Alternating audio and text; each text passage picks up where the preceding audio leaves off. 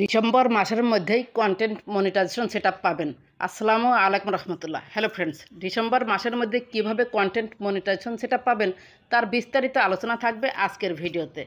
প্রথমেই আপনাদের যে কাজটি করতে হবে, আমি আমার প্রোফাইলে চলে এলাম। বাম পাশে দেখতে পাচ্ছেন প্রোফাইল আইকনে আপনি ক্লিক করুন।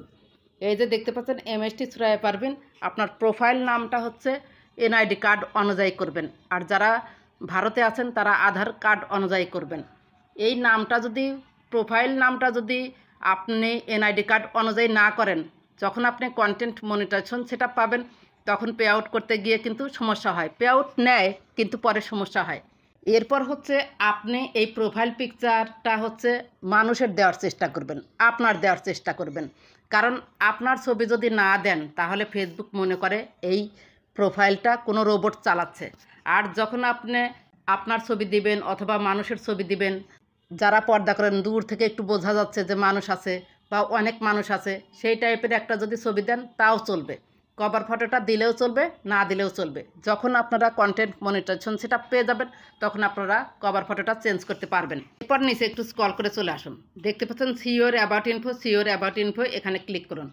এখানে আপনারা একটা অন্য সোশ্যাল মিডিয়ার লিঙ্ক দিবেন, টিকটক, ইনস্টাগ্রাম, ইউটিউবের একটা লিঙ্ক দিবেন। এই যে আমি ইউটিউবের লিঙ্কটা দিয়ে রেখেছি।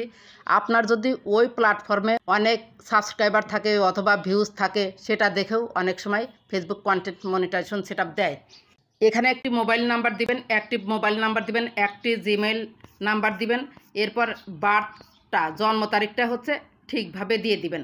জন্ম তারিখ কীভাবে ঠিক করতে হয় সেটা কিন্তু আমি জানিয়েছি। আর প্রোফাইলে কন্টেন্ট মনিটাইজেশন সেটা পাওয়ার জন্য আপনার বয়স অবশ্যই 18 হতে হবে। 18 না হলে কিন্তু কন্টেন্ট মনিটাইজেশন সেটা পাওয়া যাবে না। এই যে কথাগুলো বললাম, প্রোফাইল পিকচার, তারপরে হচ্ছে NID কার্ড অনুযায়ী আপনার নাম হতে হবে, জন্ম তারিখটা হুবহু NID কার্ড অনুযায়ী হতে হবে। ধরুন আপনি কাজ করতে করতে আপনার আইডিটা ডিজেবল হয়ে গেল অথবা সাসপেন্ড হয়ে গেল, খুব সহজেই আপনি ID কার্ড ভেরিফাই করে, যেহেতু ID কার্ড অনুযায়ী আপনার প্রোফাইল নামটা রয়েছে, জন্ম তারিখটা রয়েছে, যখন ID কার্ড দিয়ে ভেরিফাই করবেন খুব সহজেই আইডিটা ফেরত পাবেন। এরপর আসুন যে আমার প্রোফাইলে ঠিকঠাক মতো আমি সব কিছু দিয়েছি। এরপর আমি কি পোস্ট করব, এই যে আমি একটা জিনিস দেখাই। এই যে দেখতে পাচ্ছেন প্রফেশনাল ড্যাশবোর্ডে আপনি ক্লিক করুন। ক্লিক করার পর নিচে আসুন। নিচে এসে এই যে এখানে দেখতে পাচ্ছেন কন্টেন্ট মনিটাইজেশনে আমি এলাম। এরপর এখানে দেখতে পাচ্ছেন যে কোথায় থেকে বর্তমানে আর্নিংস দিচ্ছে। Stories, photos, reels, text. এখানে কিন্তু ভিডিওসে কোনো আর্নিংস দিচ্ছে না। আমাদেরকে বুঝতে হবে যে এই মুহূর্তে আমাদের ফেসবুকে কি পোস্ট করতে হবে, নিয়মিতভাবে স্টোরি পোস্ট করতে হবে, ফটো পোস্ট করতে হবে, রিলস পোস্ট করতে হবে, টেক্সট পোস্ট করতে হবে। এগুলো হচ্ছে প্রতিদিনই পোস্ট করতে হবে। আপনি প্রতিদিন হচ্ছে 2টা রিলস আপলোড করবেন, একটি ফটো সহ টেক্সট আপলোড করবেন অথবা 2টি ফটো সহ টেক্সট আপলোড করবেন, স্টোরিজ আপলোড করবেন এবং সপ্তাহে 2টি বড় ভিডিও দিবেন। যেহেতু বড় ভিডিও নেই, কম্বাইন্ড হয়ে গিয়েছে সব একসাথে, মানে রিলস আর বড় ভিডিও সবগুলোকেই এখন রিলস বলা হচ্ছে। কিন্তু কন্টেন্ট মনিটাইজেশন সেটা পাওয়ার জন্য আপনাকে সপ্তাহে বড় ভিডিও 2টি দিতেই হবে। আপনাকে বিভিন্ন ফরম্যাটে ফেসবুকে এই মুহূর্তে কাজ করতে হবে। আপনি যদি ডিসেম্বর মাসের মধ্যে হচ্ছে কন্টেন্ট মনিটাইজেশন সেটা পেতে চান, তাহলে অবশ্যই আপনাকে বিভিন্ন ফরম্যাটে কাজ করতে হবে। অর্থাৎ বিভিন্ন ফরম্যাটে আপনাকে প্রোফাইল এবং পেজে আপলোড করতে হবে। আপলোড করার সময় আপনি অবশ্যই দেখবেন যে আপনার এই যে হ্যাশট্যাগ যেন পোস্ট রিলেটেড হয়। আমি যেমন এখানে দিয়েছি হ্যাশট্যাগ পোস্ট রিলেটেড হবে, এবং টাইটেল যে দেন, টাইটেলটা অবশ্যই হচ্ছে পোস্ট রিলেটেড ছোট্ট একটি টাইটেল দিবেন, ভিডিও রিলেটেড ছোট্ট একটি টাইটেল দিবেন। যেমন আমি এখানে লিখেছি, না বুঝে ক্লিক করলেই সর্বনাশ। এখানে কিন্তু অনেক কিছুই লিখেছি, কিন্তু এই যে ক্যাপশনটা, টাইটেলটা কিন্তু খুব ছোট দিয়েছি, এবং পোস্ট রিলেটেড 5টি হ্যাশট্যাগ দিয়েছি। আপনি টাইটেল, হ্যাশট্যাগ এগুলো দেখে শুনে দিবেন। তাহলে আমাদের প্রথমেই হচ্ছে বিভিন্ন ফরম্যাটে প্রতিনিয়ত আপলোড করতে হবে। আপনি এই যে ডিসেম্বর মাস পর্যন্ত 15 দিন টার্গেট নেন, 1 মাস টার্গেট নেন, যে 15 দিন অথবা 1 মাস টার্গেট নিয়ে দিনে 2টি রিলস, ফটো, টেক্সট, স্টোরিজ, বড় ভিডিও এভাবে আপনারা আপলোড করতে থাকেন, এবং খাতা কলমে একটু লিখে নিন যে কখন কি পোস্ট করবেন। আপনারা যাদের ফলোয়ার্স আছে, মোটামুটি ভিউজ আছে, তারা 1 মাস টার্গেট নিন।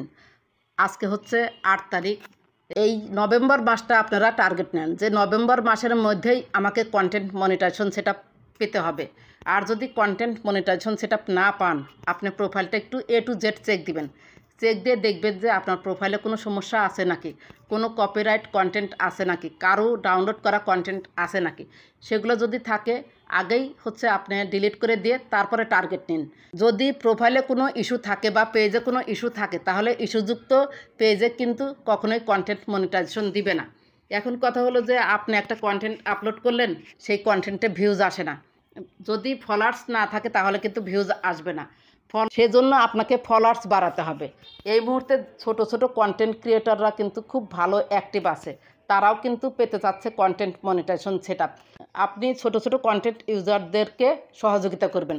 তাদের পোস্টে গিয়ে যদি আপনি কমেন্ট করেন, তাহলে কিন্তু আপনার দেখবেন ভিউজ বেড়েছে, এঙ্গেজমেন্ট বেড়েছে, শেয়ার বেড়েছে। এখন অনেকেই আমরা বুঝি না যে এঙ্গেজমেন্ট কী। এই যে পোস্টটা দেখতে পাচ্ছেন, কেউ যদি আমার পোস্টটা দেখে লাইক দেয়, এটা একটা এঙ্গেজমেন্ট। কেউ যদি কমেন্ট করে, এটা একটা এঙ্গেজমেন্ট। কেউ যদি শেয়ার করে, এটা একটা এঙ্গেজমেন্ট। অর্থাৎ আমার পোস্টে সে এসে কিছুটা সময় ব্যয় করেছে, এটাই এঙ্গেজমেন্ট। আমি দেখলাম, এই যে এভাবে চলে গেলাম, দেখলাম, এই যে জাস্ট একটু দেখলাম, এটা ভিউজ হলো, এটা কিন্তু এঙ্গেজমেন্ট হলো না। আর যদি এখানে এসে আমি একটা লাইক দিই, একটা কমেন্ট করি বা শেয়ার করি, তাহলে কিন্তু আমার এই পোস্টে এঙ্গেজমেন্ট বেড়ে গেল। যার যত এঙ্গেজমেন্ট তার তত কন্টেন্ট মনিটাইজেশন সম্ভাবনা তত বেশি। ফেসবুক প্রোফাইল এবং পেজে মাঝে মাঝে লাইভ করবেন। লাইভ করলে হয় কি, এঙ্গেজমেন্ট বাড়ে। ফেসবুকও বুঝতে পারে যে না, এই প্রোফাইলটা একটা মানুষ দ্বারা পরিচালিত হচ্ছে, সো মাঝে মাঝে লাইভ করবেন। এছাড়া আরেকটি কাজ করতে হবে, এই যে কমেন্টগুলো এসেছে, কমেন্টগুলোর অ্যান্সার করতে হবে। এবং যারা কমেন্ট করেছে, আপনি চেষ্টা করবেন যে তাদেরকেও কমেন্ট ব্যাক করার। আর কন্টেন্টটা এমনভাবে তৈরি করবেন যেন সবার প্রয়োজন হয়। সবার প্রয়োজন হলে কিন্তু আপনার কন্টেন্টটা ভাইরাল হবে। আর যখনই কন্টেন্ট ভাইরাল হবে, তখন ভিউজ, এঙ্গেজমেন্ট, ফলোয়ার্স এগুলো কিন্তু সহজেই পাওয়া যায়। আর বর্তমানে কিন্তু কন্টেন্ট মনিটাইজেশন ইনভাইট অনলিতে রয়েছে, কোনো ফলোয়ার্সের টার্গেট নাই, ভিউজের টার্গেট নাই। সো আপনি টার্গেট নেন যে আপনি 1 মাসের মধ্যে আপনাকে কন্টেন্ট মনিটাইজেশন সেটা পেতে হবে।